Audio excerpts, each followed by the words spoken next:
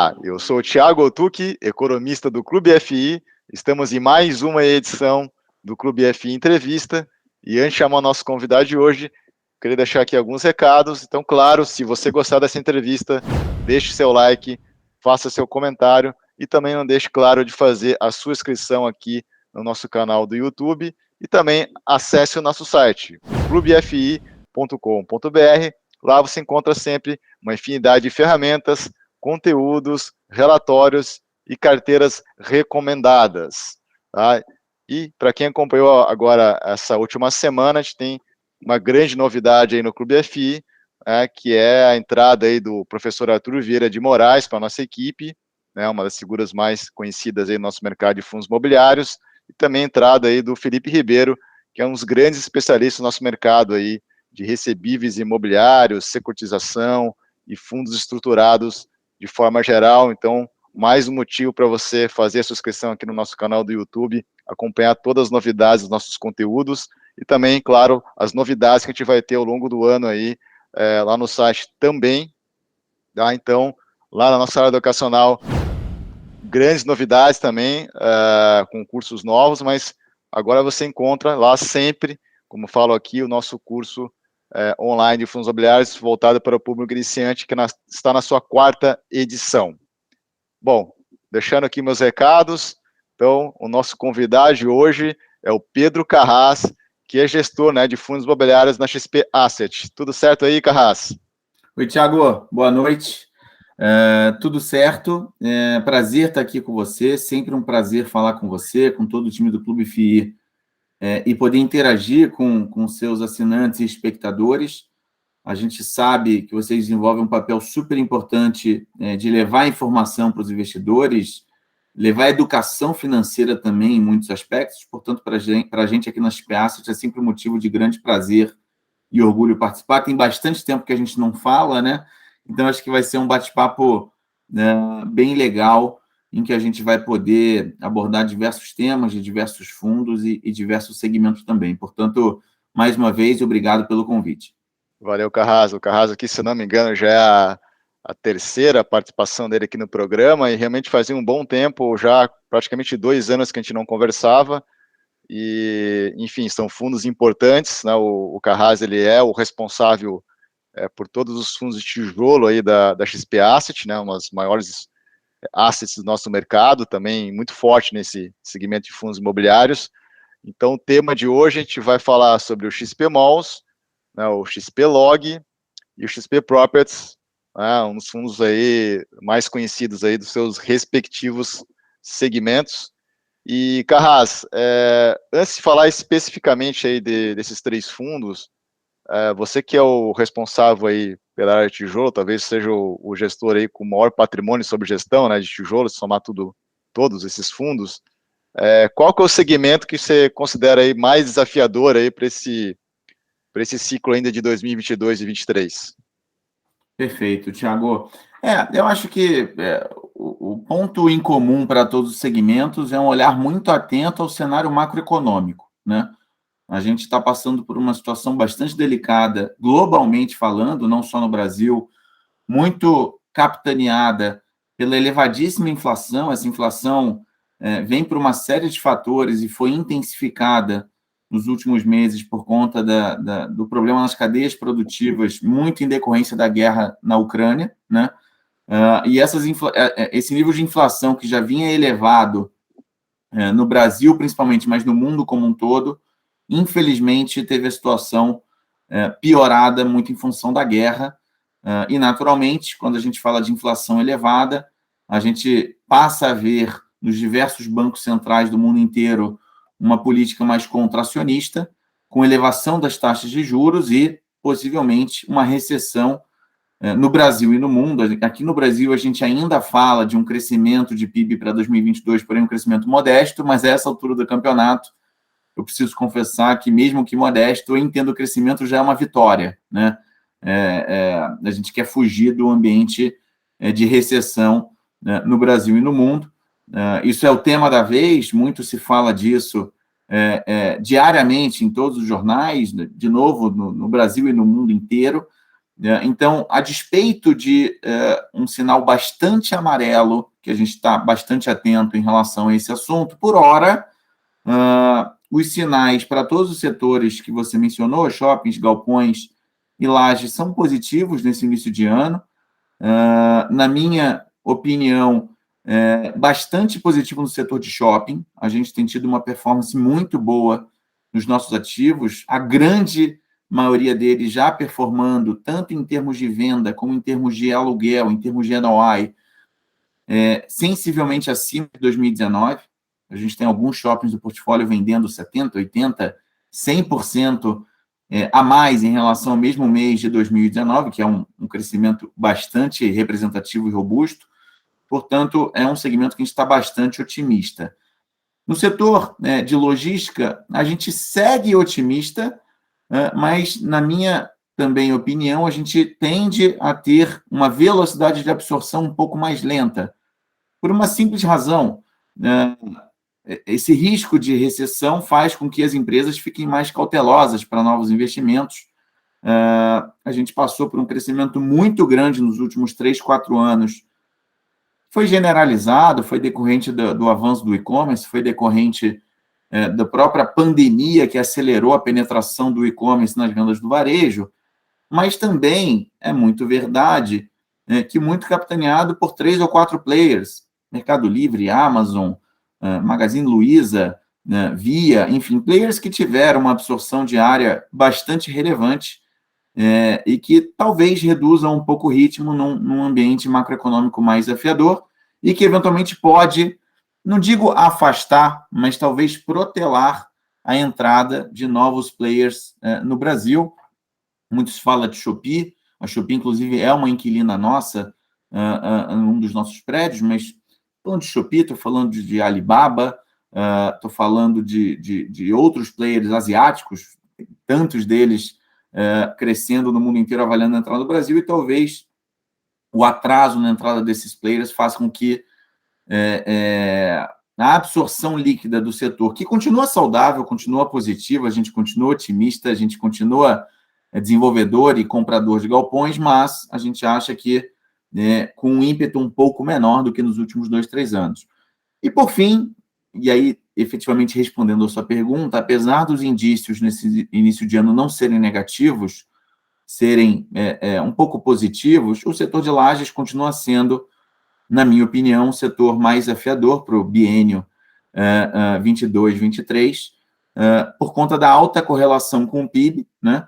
A gente acabou de passar por uma pandemia que ainda deixa, mesmo a pandemia estando finalizada, ou quase lá, assim esperamos, né? Assim todos torcemos, apesar do lockdown na China, e apesar também de Nova York ter anunciado a retomada do uso de máscaras em ambientes fechados, ou pelo menos a recomendação do uso de máscaras em ambientes fechados, a gente espera que a pandemia esteja perto do fim, é algo com o que a gente vai ter que conviver daqui para frente, o vírus vai estar aí, resta cada um de nós se proteger da melhor forma possível, mas a pandemia ainda deixa um question mark, um ponto de interrogação, que qual é efetivamente o contingente das empresas que vai continuar indo diariamente aos escritórios, né? E repare, eu não estou preocupado com os ocupantes de 500 metros, de 1.000 metros ou de 2.000 metros quadrados, que são, digamos, ocupantes pequenos para a indústria. Estou preocupado com os ocupantes de 10.000, 20.000, 30.000,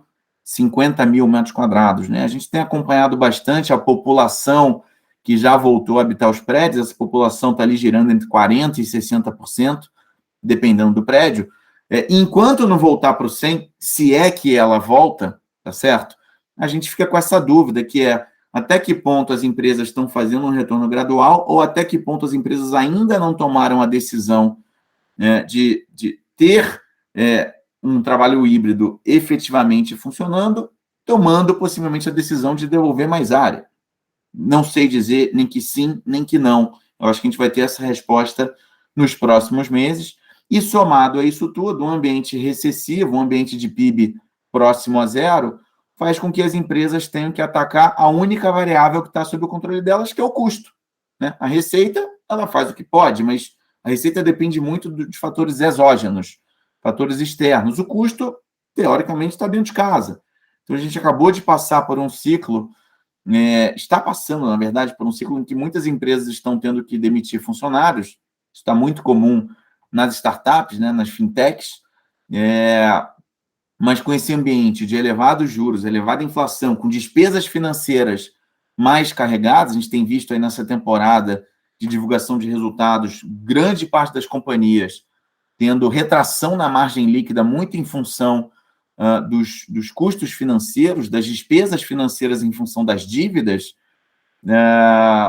possivelmente a gente vai ver as empresas parando de contratar por algum período, eventualmente até demitindo, o que pode significar uma recuperação um pouco mais lenta no setor de lajes, motivo pelo qual, apesar, de novo, de ter sido um primeiro trimestre, ou um primeiro quadrimestre positivo, ser o setor, na minha opinião, que tende a sofrer um pouco mais nos próximos 2 anos. Bom, interessante a tua avaliação, enfim, acho que está em linha com o que eu estou também estudando. E a segunda pergunta, já entrando no XP Properties, né, no fundo corporativo, mas, na verdade, era um fundo híbrido, né, mais que corporativo, mas, de repente, contextualizando uma questão, você colocou uma tese corporativa até um pouco diferente que normalmente os outros gestores me colocam, né? Então, se você olhar o XP Properties, ele está com uma vacância bem elevada, né, 46%, está vendo na plataforma agora. O mercado, obviamente, ele penaliza no preço, então a gente está com desconto aí de 30%, né, sobre o valor de patrimônio. E então a minha pergunta é se nessas principais regiões dos imóveis do fundo existe algum tipo de indicador de melhora, nem que seja o indicador assim que vem antes da redução da vacância, que é o que todo mundo consegue olhar, que muitos gestores me colocam assim, Thiago, a gente não locou ainda, mas os contatos comerciais estão aumentando e até as visitas, né, de potenciais locatários. E aí eu queria só, emendando na sua resposta, da tua tese, do corporativo, porque a concepção mais geral que eu vejo é assim, o home office não vai para frente, enfim, que com certeza o que vai para frente é o modelo híbrido, e que esse modelo híbrido, pelas características de novo layout, que tem que ter um escritório e tudo mais, dessas adaptações, a princípio não afetaria a questão de devoluções. Mas, obviamente, que daí a questão macro, você falou, tem um limite, né? Porque um país que não cresce também é difícil você ter essa redução de vacância, né? Mas eu queria que você falasse sobre essas questões aí. Perfeito. Eu vou começar respondendo a sua segunda pergunta em relação ao efeito líquido na área, né?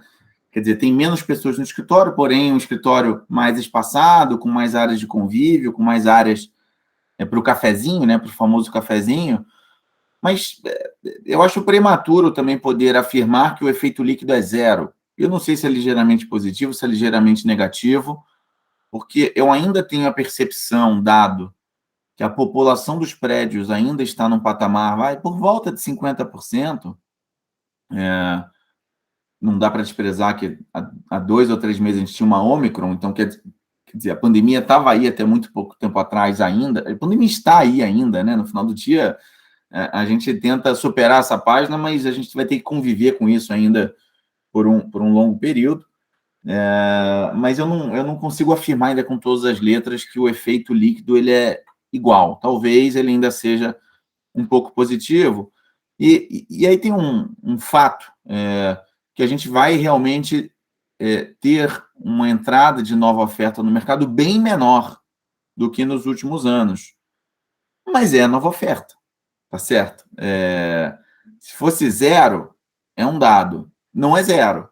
É muito menor? É muito menor, mas tem oferta. Então, o mercado ele é muito correlacionado, né? A Shukri Zaidan, que é um vetor de crescimento em São Paulo, sem sombra de dúvida. Daqui a 10, 20 anos a gente vai olhar para trás e vai falar, poxa, olha só que legal o que se tornou, o que já é e que vai ser ainda mais daqui 10 ou 20 anos, né? Sem sombra de dúvida vai ser um vetor de crescimento, de concentração de PIB super importante, mais ainda do que já é hoje. Mas hoje tem uma vacância importante, e mais do que uma vacância importante, tem um volume grande de ABL para ser inaugurado nos próximos 1, 2 ou 3 anos. Isso mexe com o mercado inteiro. Talvez a exceção válida a Faria Lima, porque a Faria Lima é uma dinâmica muito específica, muito especial, muita gente quer e precisa estar lá, a dinâmica de aluguel é diferente, tudo é diferente na Faria Lima, mas a exceção da Faria Lima, a Chucre Zaidan afeta o mercado inteiro, porque a partir do momento que você tem mais oferta disponível na Chucre Zaidan, eventualmente tem 1, 2, 3 players que puxam esse preço para baixo, e isso afeta o preço de todas as regiões do mercado. Não dá para descorrelacionar, infelizmente. Então, ainda eu vejo uma dinâmica não muito óbvia, apesar, aí agora respondendo a sua primeira pergunta, de sim, inclusive no nosso portfólio em Alphaville, que é definitivamente um mercado secundário, a gente tem visto sim um aumento das visitas, um aumento da procura, um aumento das negociações, porém, negociações longas, negociações lentas, negociações que passam por uma decisão por parte do inquilino que é um turbilhão de ideias no meio de um turbilhão de coisas que estão acontecendo no mundo inteiro. O cara se pergunta para onde que vai a inflação, para onde que vai os juros, por quanto tempo, é recessão, não é? Para onde que vai os juros dos Estados Unidos, o que esperar da guerra na Ucrânia, o que esperar do lockdown na China. É claro que cada empresa no seu setor de atuação, mas de uma forma geral o mundo está atrapalhando o business de todo mundo, né? Então, é um pouco essa minha reflexão. A gente, sim, tem visto uma demanda maior, a gente, sim, espera reduzir essa vacância ao longo desse ano, mas, infelizmente, por hora, num ritmo ainda relativamente lento. Bom, interessante essa leitura, porque a Chucre Zaidan seria, depois da Faria Lima ali, junto com o Vila Olímpio, seria uma área nobre que algum escritório, alguma empresa pode estar ali, né? Então, ela acaba tendo uma vacância muito alta na Chucre Zaidan, ela acaba tirando a Faria Lima, como você falou, ela acaba afetando os outros mercados, né, as outras regiões da cidade, né? Tiago, eu vou te dar um exemplo. Eu não vou citar nomes por uma questão de confidencialidade ética, mas eu tenho um inquilino em Alphaville que foi convidado aí para um outro prédio em Alphaville por um aluguel,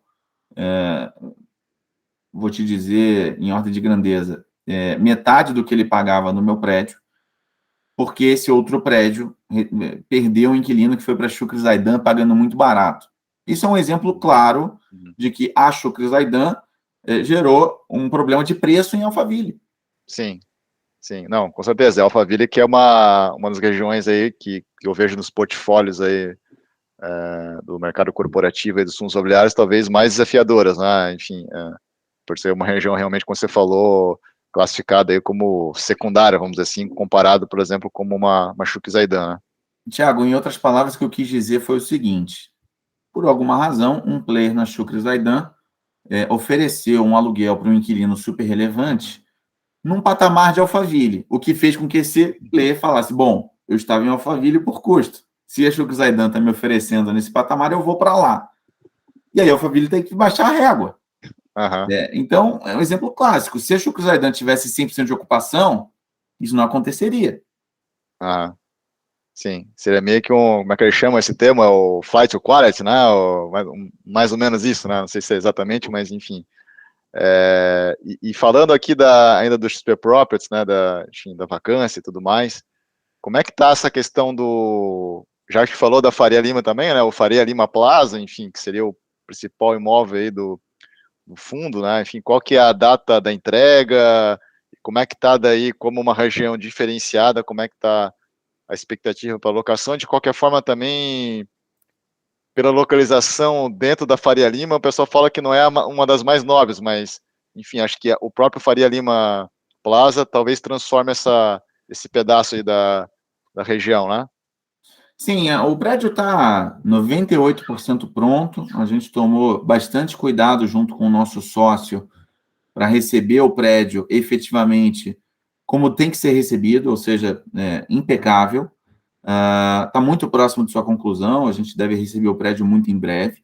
Ele já está com 48% de ocupação, portanto, 9 lajes e meia já estão ocupadas. A gente tem uma negociação bastante avançada para a locação de mais 10 lajes, que a gente espera concluir em breve.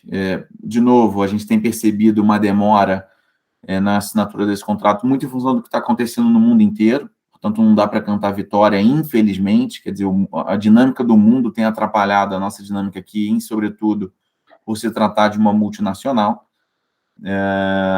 Mas pelo menos parte desses inquilinos que já estão contrato assinado, já estão com suas obras bastante avançadas e já estão começando a popular o prédio. A gente acredita que muito em breve o prédio já vai estar com fluxo normal ou quase normal de pessoas, e que esse prédio tem tudo para ajudar a desenvolver aquela região, que nada mais é do que a própria Faria Lima, é a continuidade da Faria Lima e a extensão da área mais nobre da Faria Lima.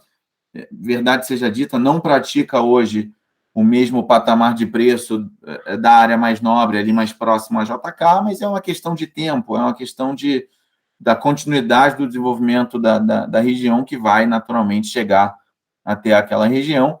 A gente tem falado com 4, 5, 6 players que estão com terrenos e áreas naquela região, pensando juntos em como fomentar a melhoria daquela região como um todo. Então, a gente está bem contente com o prédio. Bom, apesar da dinâmica global ter atrapalhado a velocidade de locação, definitivamente isso para nós não é um ponto de preocupação perene, é uma questão pontual. Sim. E entrando agora no segmento de shoppings, que acho que até a tua grande especialidade, né? Antes de você até assumir aí todo o segmento aí de tijolo da XP Asset, você era o responsável direto, né, pelo XP Malls, e sempre foi um segmento, até pelos dados que eu sempre pesquisei um pouco o setor aí, bastante resiliente, né, em momentos mesmo na década com baixo crescimento, ele teve uma performance muito interessante em termos de novos shoppings e aumento de volumes de vendas em média, né, ano a ano, né, nesses últimos 10 anos, e obviamente que teve o choque direto da pandemia. E então, como é que você vê acho que você já veio que me adiantou, né, mas que você trabalhasse um pouco mais esses dados, né, então realmente a gente já está nesses níveis de pré-pandemia, talvez faltaria aí nesses dados aí incluir a inflação para dizer realmente superamos, né, vamos dizer assim, e se você acha que a perspectiva realmente é positiva, dadas essas características que os shoppings já tinham antes da pandemia, mesmo com essa perspectiva, a gente está falando aqui de um crescimento mais baixo aí, 2022, 2023. Thiago, a gente está super animado com o setor, foi o que você falou, o portfólio, de uma forma geral, vem entregando crescimento de vendas consistentes ao longo dos últimos anos.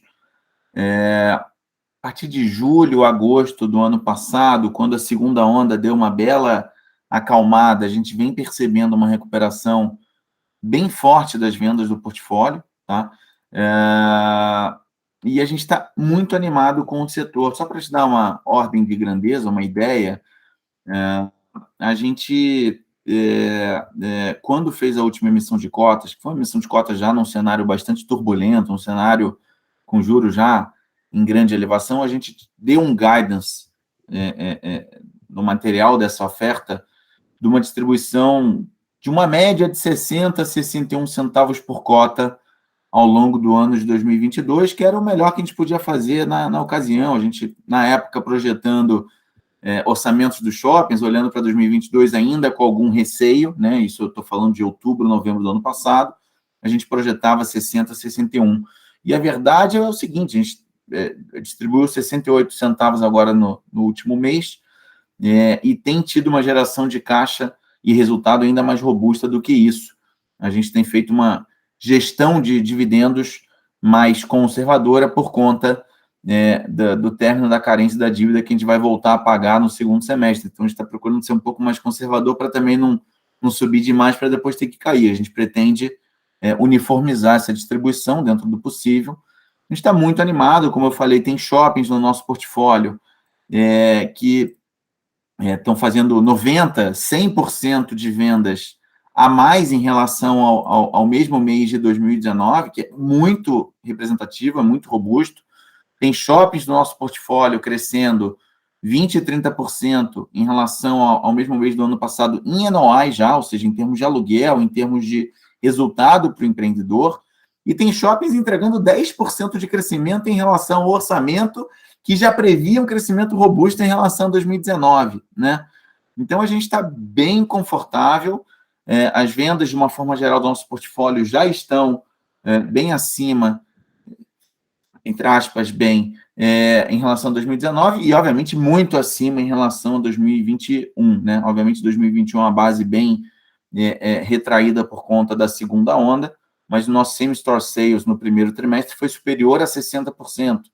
Então, a gente está bastante contente com o setor, bastante contente com a performance dos nossos shoppings e bastante animado para os próximos meses.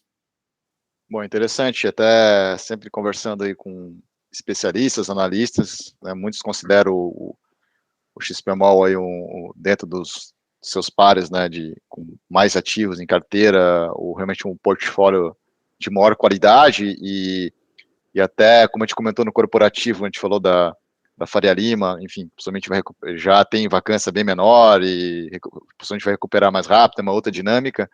Então, dá para afirmar pelo portfólio de XPMOLs, né, pela sua qualidade de localização e predominância, que muito se fala, né, segmento de shoppings em suas regiões, ele realmente, você comparando com os dados dos outros shoppings, ele reflete essa recuperação mais rápida do que a média do mercado? Eu acredito que sim, Thiago. O setor como um todo está indo muito bem, né? Quando você pega o resultado do primeiro trimestre das listadas, que tem portfólios diferentes, né? Multiplan, Iguatemi, BR Malls, Aliansce Sonae, todas tiveram um crescimento bem robusto em todas as linhas, seja em indicadores operacionais, seja em resultados financeiros, né? E isso se reflete também nos FIIs. A gente tem visto os FIIs performando muito bem, provavelmente muito acima daquilo que eles previam 6 ou 9 meses atrás. O nosso portfólio tem uma particularidade que é curioso que eu vou falar, né? Mas São Paulo, apesar de ter boa parte do PIB do Brasil, teve uma dinâmica diferente na pandemia e no imediatamente pós-pandemia, né? Eu não sei se por uma dinâmica de Auxílio Brasil, né, o antigo Bolsa Família, ou o que quer que seja, a gente tem visto muitas regiões do Norte e Nordeste performando muito bem agora no curto prazo. E São Paulo, é curioso, alguns dos nossos shoppings, não todos, mas alguns, sofrendo ainda um pouco mais. Eu não sei se por conta da dinâmica corporativa, em que muitas empresas retardaram a volta ao escritório, no mínimo curioso. Mas o nosso portfólio, que tem 15 shoppings, 7 deles são em São Paulo, e mais de 50% do nosso NOI vem de São Paulo. Então, isso nos dá um conforto muito grande, hoje e sempre. A gente acha que isso é uma fortaleza, a gente acha que isso é um ponto muito positivo do fundo, em termos de portfólio, porque São Paulo é e sempre será a grande capital financeira do Brasil, com um grande fluxo de dinheiro, com grande concentração de PIB, portanto, isso nos dá um conforto muito grande de que sempre teremos boa capacidade de vendas e, naturalmente, de resultados nos shoppings aqui no estado de São Paulo. Bom, diante de tudo que você falou, mas vou fazer mais uma pergunta no segmento de shoppings, já imaginando um pouco da tua resposta, mas como é que está esse sentimento também junto aos lojistas, que não foi um impacto fácil de digerir, né, esses últimos 2 anos aí, agora, então, como você falou, recuperando, então como é que está esse sentimento também do lojista, se é um otimismo mesmo, lá na ponta, né, e se a pandemia trouxe algo positivo em termos de aprendizado na gestão dos shoppings, que poderia até melhorar a performance deles a partir de agora, né, se dá para trazer alguma coisa de positiva desse choque que teve esses últimos 2 anos, né, inclusive se houve daí por parte até dos gestores do shopping algum tipo de mudança estrutural no mix loja por algum motivo de comportamento do consumidor também nessa leitura pós-pandemia. Perfeito. São boas perguntas. Acho que, primeiro, em relação ao otimismo dos lojistas, eu acho que tem que estar otimista. Quem me ouviu falar, você foi um deles, em março ou abril de 2020, me viu um tanto quanto preocupado, e até com uma dose de pessimismo, talvez pela minha experiência anterior. Eu não sei se você sabe, Thiago, mas além dos meus quase 10 anos de BR Malls, eu fui franqueado de uma loja no Rio de Janeiro. E como franqueado, eu pude viver na pele o que é ser um lojista, né? são margens apertadas, sobretudo em sendo um franqueado, são margens apertadas, o que a ocasião, em 2020, março, abril de 2020, com o início da pandemia, me deixou um tanto quanto preocupado de muita gente não suportar. Naturalmente, muitos não suportaram, mas muitos suportaram, e quem suportou saiu mais forte, saiu mais preparado, saiu mais com N aprendizados, e com uma vontade de fazer acontecer, porque o sujeito bem ou mal amassou o pão que o diabo amassou comeu o pão que o diabo amassou por 2 anos, né? Agora é a hora da retomada, agora é a hora da recuperação, de tirar a barriga da miséria. Então, sem dúvida, quem ficou mais forte, ficou mais animado, ficou mais otimista e ficou com N aprendizados que serão colocados em prática. Esses aprendizados não se limitam ao campo dos lojistas, não, estão também no campo dos administradores e proprietários de shoppings, em vários aspectos.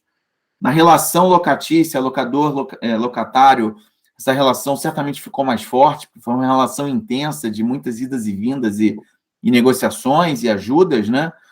A relação do condomínio, o condomínio teve que trabalhar na unha durante a pandemia, orçamento base zero, e muitas dessas reduções ficarão de forma perene. Isso é um ganho perene para os nossos lojistas, né? Então, é um outro aprendizado muito importante. Em termos de mix, não menos importante, eu não vou dizer que a pandemia trouxe muitas e enormes novidades em termos de mix. Ela acelerou uma mudança que já vinha acontecendo pré-pandemia, que era cada vez mais transformar o shopping não só num local de compras, mas num local de compras, lazer, alimentação, restaurantes com serviços, lazer infantil e por aí vai, porque é isso que se espera de um shopping center até para fazer frente à penetração do e-commerce, né? Então, por que o ser humano ele prefere ir ao shopping ao invés de fazer uma compra no Mercado Livre, por exemplo? Porque é a experiência que ele vai ter lá, a experiência de lazer, a experiência de consumo, a experiência de entretenimento, o lazer infantil que ele vai levar os filhos dele, o ambiente agradável que ele vai estar, com estacionamento, com ar-condicionado, com corredores largos, pé direito elevado, iluminação natural, isso tudo é experiência, né? Além do ver e ser visto, né? Que é muito intrínseco ao povo brasileiro, que gosta dessa relação entre pessoas mais do que outros povos no mundo inteiro. Então, sem dúvida, a gente sai mais fortalecido e com diversos aprendizados no campo do lojista e no campo do empreendedor também. Não, perfeito. Interessante, Carrasco, até a tua experiência também que você falou, né? Na tua carreira também de ser um franqueado, né? Um lojista. E eu me lembro da nossa conversa, se não me engano, foi em abril de 2020, realmente bem intenso, né? Eu lembro que você estava realmente com um tom até mais pessimista com outros que eu estava conversando aí do segmento de shoppings, né? E agora trocando totalmente segmento na parte logística, né? Bom, você já falou aí da tua visão, né? Mas então, realmente na tua visão, você citou os players, né? Então, o e-commerce, de qualquer forma, você acredita que continua como um grande vetor de demanda por galpões? Ou não? Você falou que... Não, acho que continua. O que eu quis dizer é que o ritmo tende a se estabilizar. O que a gente viveu em 2021 foi um ritmo muito acelerado. Do dia para a noite, a população ficou impedida de sair na rua e começou a comprar online. Os que já compravam passaram a comprar mais, e os que não compravam por qualquer razão se viram obrigados a comprar. Agora a gente normalizou, tá certo? Agora a gente normalizou. O e-commerce está aí, veio para ficar, vai continuar crescendo. A experiência de consumo no e-commerce só tende a melhorar, porque cada vez mais o público fica exigente, né? Agora você não quer mais receber em 3 dias, né? Você quer receber no dia seguinte, ou no próprio dia, né? Se você não recebe no dia seguinte, você acha que é um mau serviço, né? Liga reclamando, né? O que houve que minha mercadoria não chegou? Então, isso tende a fazer com que as empresas continuem absorvendo área. O meu único comentário é que tende a se normalizar e, portanto, o que a gente viu nos últimos 2, 3 anos, na minha opinião, não pode ser estendido para sempre. esse ritmo de crescimento tende a se normalizar. Eu não tenho o número aqui de cabeça, mas o Mercado Livre alugou, acho que 300 ou 400 mil metros quadrados nos últimos 1 ou 2 anos, alguma coisa assim. Não me parece que vai alugar mais 300, 400 mil nos próximos 1 ou 2. Então, eu peguei só um exemplo, tá? Então, é um pouco da minha visão, mas continuo achando que o e-commerce é, sim, e continuará sendo um vetor de crescimento para a indústria. Até porque daí depois em logística também amplia muito, né, a questão geográfica, né? Porque daí, de repente, um pouco a cultura do e-commerce foi para o Brasil inteiro, em outras regiões, e o Brasil é realmente deficitário em galpões bons, assim, de bom padrão construtivo em outras regiões, que são centros de consumo importantes também, como algumas capitais do Nordeste, ou regiões aqui também do Sul, ou mesmo Centro-Oeste, né? Então, eu acho que a economia retomando um pouco, esses grandes players daqui a pouco vão começar também, você acha que vão começar a demandar galpões de qualidade, grande porte também fora desse raio 15, 30 que tanto se fala, né, de São Sem Paulo? dúvida, sem dúvida. Por que você mora em São Paulo, certo? Não, eu moro aqui em Santa Catarina. Você mora em Santa Catarina. É verdade, eu te encontrei Em na Florianópolis, Expert né? que a XP fez lá em Florianópolis. Ah. Por que o paulistano ele pode se dar ao luxo de receber o produto em horas ou em um dia e o manauara não? As empresas têm sim que se instalar no Brasil inteiro e a gente já começou a ver esse movimento, tá? Então, até em termos de estratégia, não só no Spelog, mas em todos os nossos fundos de logística, além do Spelog, a gente tem o XPIN, como tem também 2 fundos de desenvolvimento logístico, que não são fundos listados, são fundos de ganho de capital. A gente está olhando ativos no Brasil inteiro. Eu diria até que a gente está mais animado com outras regiões do Brasil do que especificamente em São Paulo, para ser mais objetivo. Bom, interessante. Daí, olhando até para o XPlog, teria algum tipo de fator de risco específico, assim? Eu sei que ele tem uma parte também que ainda é desenvolvimento, né? Tá sendo ainda construído. Enfim, como você falou, o logístico tem um cenário bem diferente do que é o corporativo. Mesmo assim, tem um desconto relevante, aí, 17%, né? Olhando para o XPlog, mas tem outros fundos de qualidade até com descontos maiores sobre valor de patrimônio. Você acha que isso, especificamente no caso do XPlog, está mais vinculado a um fator macro mesmo de ajuste, por exemplo, porque o juros deu um jump, aí veio o mercado de tijolo como um todo, ou a gente pode ter alguma coisa a mais que você poderia falar aí que é um fator de risco dentro do fundo específico? Não, definitivamente é uma dinâmica de mercado mesmo, de mercado secundário. Na minha opinião, não há nada que justifique esse desconto entre a cota mercado e a cota patrimonial. É um fundo que sequer tem uma alavancagem representativa, portanto, isso não é um ponto de atenção para nós. O fundo está literalmente em velocidade de cruzeiro, com uma geração bastante robusta de resultados. Por acaso, eu gravei na semana passada o call trimestral de resultados do Spelog, para aqueles que tiverem maior curiosidade em entender um pouco de como é que está a dinâmica do fundo, sugiro que leiam, ou melhor, ouçam o call trimestral que está disponível no nosso site. Se não está, estará nos próximos dias, dado que foi gravado agora recentemente. Mas a gente está muito confortável com o fundo e foi exatamente essa a mensagem que eu passei no call trimestral. O fundo está em velocidade cruzeiro, portanto, na nossa visão, não há nenhum ponto de atenção ou nada que justifique esse descolamento para a cota patrimonial. Por exemplo, você falou do portfólio do XP Malls, que tem uma concentração grande de ABL e de receita na cidade de São Paulo, e como é que é o XPlog hoje? Ele está bem concentrado no estado de São Paulo, como é que é a composição aí do portfólio? A gente tem aproximadamente 50% em São Paulo, estado, né, de São Paulo, não só aqui no raio 30, mas no estado como um todo. Temos aproximadamente 30% no Nordeste, em Pernambuco, Cabo de Santo Agostinho, e o restante espalhado. Temos um ativo em São José, Santa Catarina, que é o ativo da Renner, temos um ativo em Cachoeirinha, temos ativos também no Rio de Janeiro. Então, ele é um portfólio bem, bem espalhado, mas bastante concentrado em São Paulo.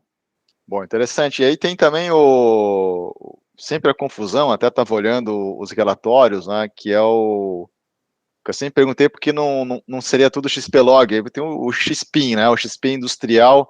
Num primeiro momento você olha, você fala assim, não, mas é ativo logístico, pelo menos pelas fotos que você vê. Na verdade, não. Então ele tem uma característica diferente do tipo de imóvel que tem. Realmente são galpões, somente galpões industriais, que isso faz a diferença dos portfólios do XPlog para o XP industrial. É sempre um bom questionamento e eu sempre recebo a pergunta, pô, não vai juntar o XPlog no XPIN? Quem sabe um dia, é algo que a gente está sempre avaliando, tá? No dia que a gente entender que é bom para os dois cotistas, a gente pode sim avaliar e, obviamente, vai trazer a mercado a possibilidade, se de fato for uma possibilidade. Mas o XPIN ele nasceu de uma parceria com a Brazilian Business Park, que é um operador logístico industrial muito relevante. Nasceu em Atibaia e Jarinu, mas hoje já está em Jundiaí e Extrema, que são as três localizações que fazem parte do fundo hoje, né? O XPIN ele é majoritariamente industrial, mas não somente. Ele também tem logística, tá? Talvez os ativos do XPIN tenham uma característica de serem ativos um pouco mais antigos e, portanto, um pouco mais com a pegada industrial em termos de pé direito, em termos de capacidade de piso, né? Mas também tem logística lá. Poxa, então o que diferencia o XPIN do XPlog? Acho que primeiro é a boa parceria com a BBP, com a Brazilian Business Park, que é um grande parceiro em termos de desenvolvimento, em termos de operação, comercialização e gestão do dia a dia dos ativos do XPIN. Coisa que no XPlog não tem. No XPlog a gente tem uma gestão específica em cada um dos ativos, 100% dos ativos do XPIN são administrados pela BBP. E segundo, o condomínio BBP ele é um condomínio muito diferenciado, na minha opinião. É um condomínio que, mais do que entregar um caixote, que é um galpão, ele entrega toda uma infraestrutura de geração própria de energia, de estação de tratamento de água e esgoto, de fibra ótica, de data center, de RH corporativo, de transporte para os funcionários, de gestão ambiental dos resíduos. Cada uma dessas áreas e linhas de negócio que eu falei são uma subsidiária da BBP que faz essa gestão pelo inquilino. Então, lá é o clássico plug and play. O inquilino chega lá, liga na tomada e começa a operar. Ele não tem que se preocupar com mais nada. A BBP cuida disso tudo para ele, que é diferente de um galpão standalone na estrada, em que o inquilino tem que se preocupar com uma série de coisas, né? A ligação de energia, a infraestrutura de tecnologia, de fibra ótica, de data center, que eventualmente ele vai ter lá ou não, em contratar os funcionários dele, em como os funcionários vão chegar e vão embora do trabalho todos os dias. A BBP faz isso pelo inquilino, o que justifica, Tiago, ter um perfil mais industrial e ter muitos dos inquilinos gringos lá dentro. Porque muitas vezes o gringo está chegando no Brasil e quer uma solução simples para ele entrar, ligar na tomada e operar, sem ter que se preocupar com as burocracias de Brasil, né? Então, eu diria que, a grosso modo, são essas as duas principais diferenças, mas é um fundo que, apesar de ser majoritariamente industrial, também tem uma pegada de logística lá dentro. Aquele conceito de não ser um galpão isolado e um condomínio logístico, e como você falou, um condomínio industrial, né? Não sei se a gente pode fazer um paralelo de um fundo bastante tradicional, já antigo, que é o Industrial do Brasil, que é considerado um dos principais condomínios industriais, né, aqui do Brasil, que fica aqui no estado, aqui em Joinville. Tive a oportunidade de visitar, né, o Industrial do Brasil.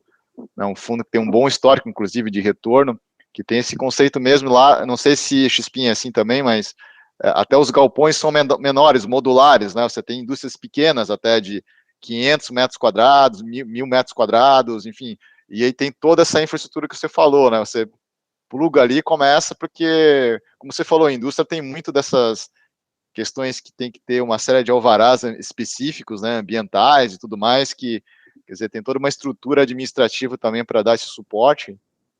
Então, a característica do XPIN esse tipo de condomínio, então, logístico industrial. É muito parecido. São modulares, são módulos menores, portanto, eu costumo dizer que é um fundo mais nervoso que o XPlog, porque ao invés de fazer uma locação de 50 mil metros para um único inquilino, você tem 10 locações de 5 mil metros, então é um negócio que exige um trabalho mais minucioso. E são fundos com perfis diferentes, riscos diferentes.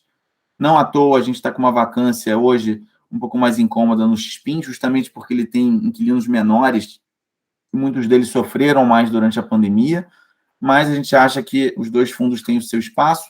A gente avalia algum dia juntar os dois portfólios, é algo que vira e mexe a gente estuda, e se em algum momento a gente entender que é um momento pertinente, a gente obviamente vai avaliar junto com o mercado.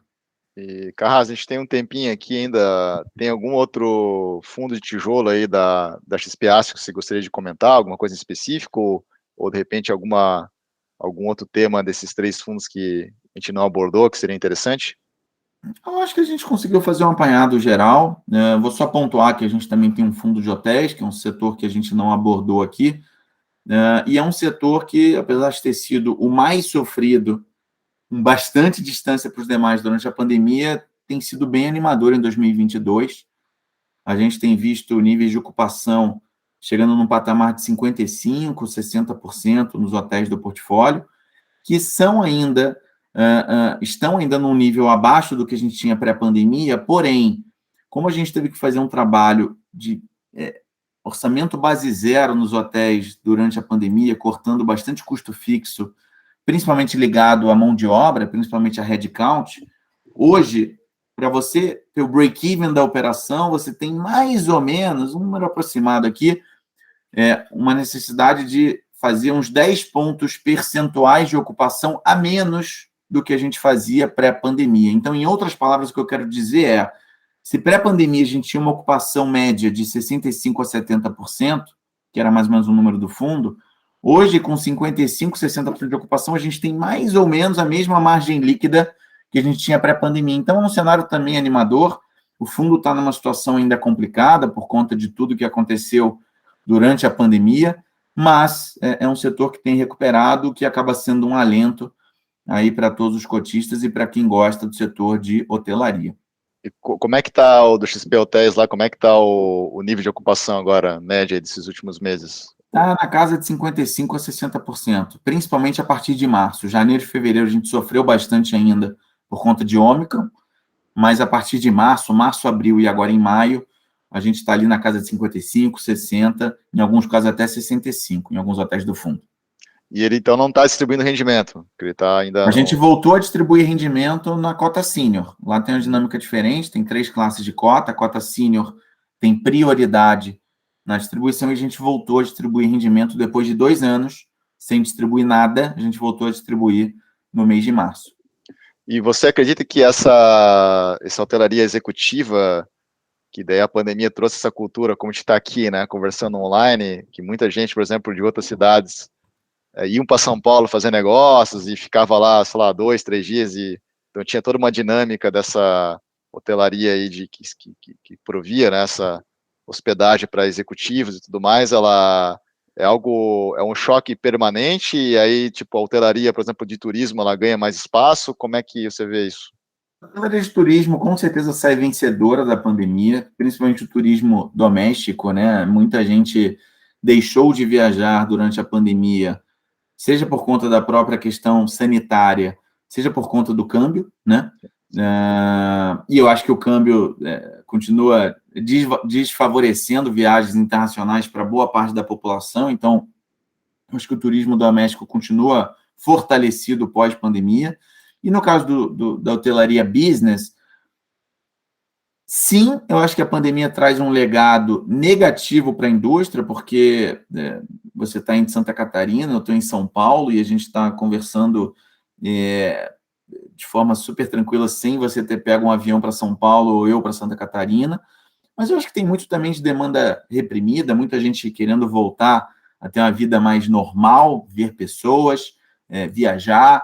É diferente a dinâmica, né? A gente sabe que e mais do que isso, os eventos voltaram, né? Então, a hotelaria business também tem muito a ver com eventos, e os eventos presenciais voltaram. Então, a gente, de novo, talvez precise de um pouco mais de tempo para entender o que vai ser o novo normal, mas, a princípio, esses primeiros 2 ou 3 meses, depois do término, término, entre aspas, da pandemia, depois da leva da Ômicron, têm sido bem animadores.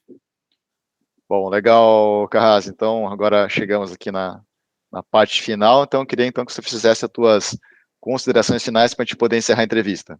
Tiago, mais uma vez, queria agradecer o tempo, o convite. É sempre um prazer falar com você, sempre uma troca de experiências muito bacana. Espero que a gente tenha trazido informações úteis para os investidores, para os assinantes aí do canal. E para aqueles que tiverem quaisquer dúvidas relacionadas a quaisquer dos nossos fundos, nosso canal de RI está sempre à disposição pelo e-mail ri@xpasset.com.br. Mais uma vez, obrigado e fico à disposição para próximas oportunidades da gente conversar. Não, com certeza. Vamos ver se a gente não fica esse intervalo tão grande sem conversar, e pelo menos uma vez ao ano. Acho que fazia 2 anos que a gente não conversava.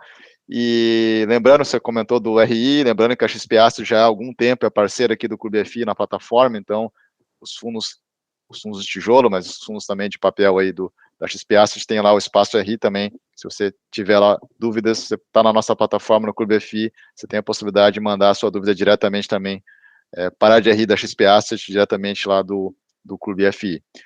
Tá certo então, Pedro? Obrigado novamente, um grande abraço para você aí. Obrigado, Thiago. Grande abraço. Então, para a nossa audiência também, um grande abraço e até o próximo programa. Até mais.